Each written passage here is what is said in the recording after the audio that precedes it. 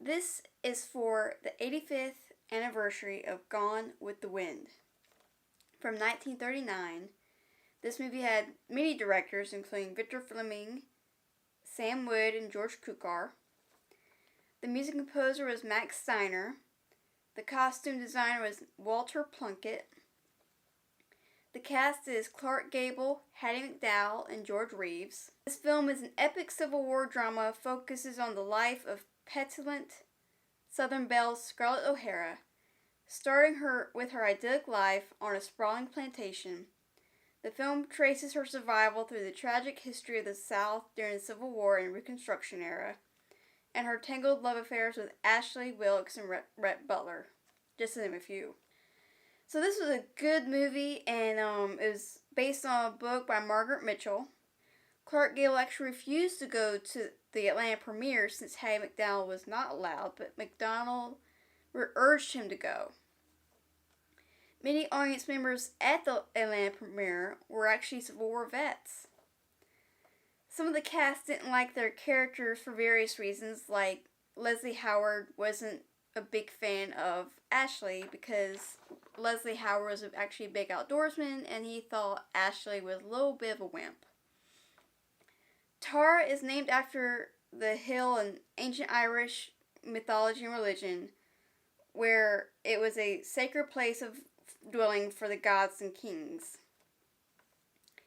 In the train depot scene, there are 800 dummies and 800 extras. From here, I guess there are some spoilers.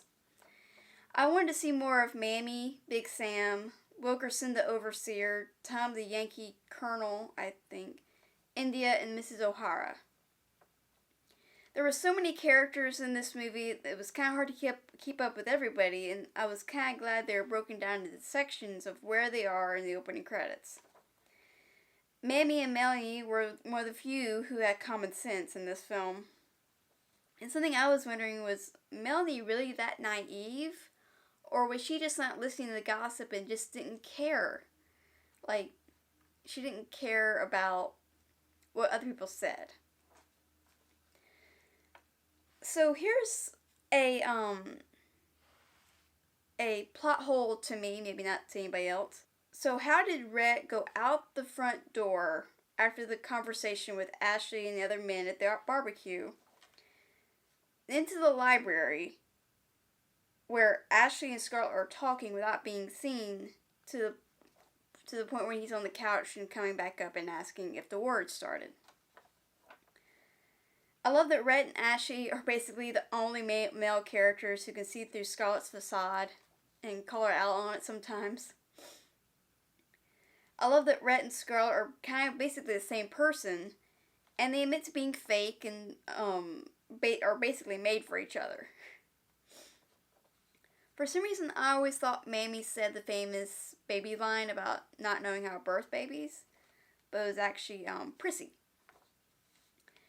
I know everybody loves it, but for me, the curtain dress is so ugly. Maybe it was meant to be.